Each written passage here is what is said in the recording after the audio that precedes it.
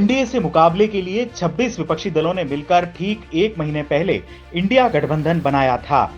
अब तक इसकी 2 बैठकें हो चुकी हैं और 31 अगस्त से 1 सितंबर तक तीसरी बैठक होने वाली है।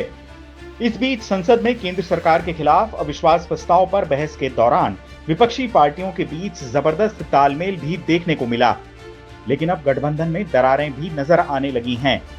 पहले महाराष्ट्र में एनसीपी सुप्रीमो शरद पवार और उनके भतीजे अजित पवार के बीच सीक्रेट मीटिंग को लेकर कांग्रेस और शिवसेना ने नाराजगी जताई। अभी यह विवाद थमा भी नहीं था कि दिल्ली में आम आदमी पार्टी और कांग्रेस में घमासान शुरू हो गया है। ये हालात तब हैं जब इन पार्टियों के बीच सीटों के बंटवारे को लेकर अभी बातचीत तक शुरू नहीं हुई है। गठबंधन में शामिल कई पार्टियों का राज्यों में एक दूसरे से सीधा मुकाबला है। ऐसे में सवाल उठ रहे हैं कि क्या 9 महीने बाद होने वाले लोकसभा चुनाव तक गठबंधन की एकजुटता बनी रहेगी। विवादों की शुरुआत पिछले सप्ताह शरद पवार और अजीत पवार के बीच सीक्रेट मीटिंग से हुई। दोनों पुणे में एक बिजनेसमैन के घर पर मिले थे।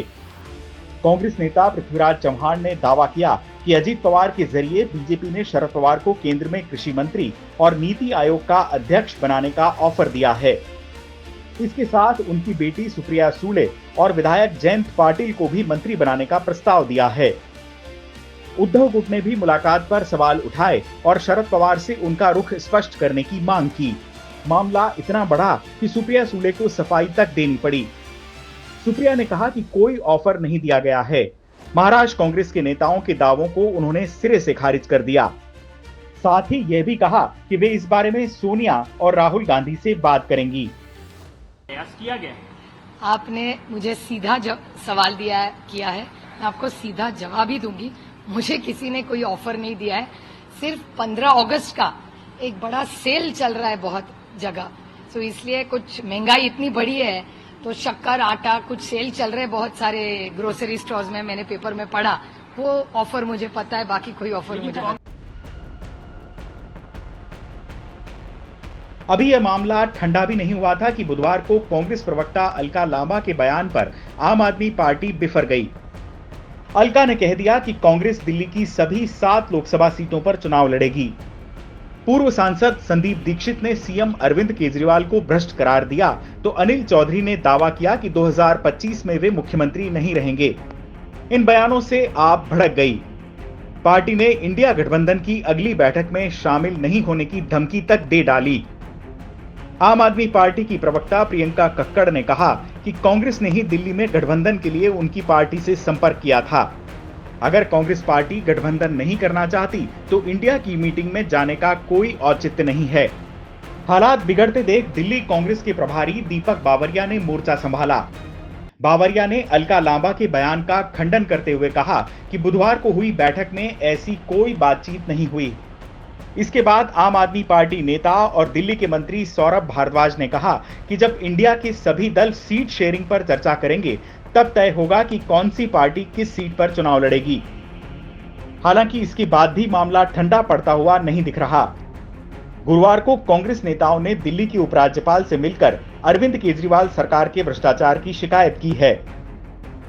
मुश्किल यह है कि बीजेपी को हराने के लिए विपक्षी पार्टियां एक साथ तो आ गई हैं, लेकिन राज्यों में उनका एक दूसरे से मुकाबला है। जब सीटों के बंटवारे पर चर्चा शुरू होगी तो इनके बीच मतभेद और भी खुलकर सामने आएंगे। देखिए, इस तरीके की बातें तो आती रहेंगी।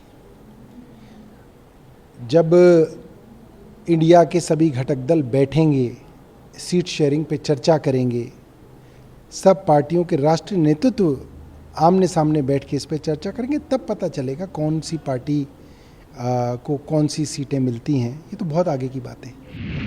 बिहार में कांग्रेस, आरजेडी और जेडीयू के बीच सीटों का बंटवारा होना है। बंगाल में ममता बनर्जी की तृणमूल कांग्रेस और सीपीएम के साथ संतुलन बिठाने की चुनौती कांग्रेस के पास है।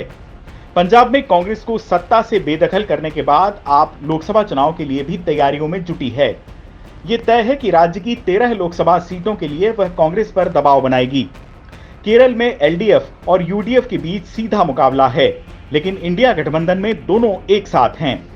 महाराष्ट्र में शिवसेना का उद्धव गुट, एनसीपी का शरद पवार गुट और कांग्रेस के बीच भी सीटों के बंटवारे को लेकर पेंच फंसना निश्चित है। और ये तो केवल कुछ उदाहरण हैं। बीजेपी और कांग्रेस के बीच सीधे मुकाबले वाले राज्यों को छोड़ दें तो कमोबेश हर जगह यही हाल है। देखना यह है कि सीटों के बंटवारे को लेकर विपक्षी पार्टियां क्या रुख अपनाती हैं। यदि हर पार्टी आम आदमी पार्टी की तरह गठबंधन छोड़ने की धमकी देने पर उतारू हो गई तो गठबंधन का टूटना भी तय है। कांग्रेस की मुश्किल यह है कि यदि वह राज्यों में हर पार्टी की मांग मान ले तो उसके लिए 150 सीटें भी नहीं बचेंगी। बहरहाल गठबंधन में जारी इस घमासान से बीजेपी खुश है। पार्टी का दावा है कि इंडिया गठबंधन अपने अंतर्विरोधों के चलते ही बिखर जाएगा। चुनाव आज तक।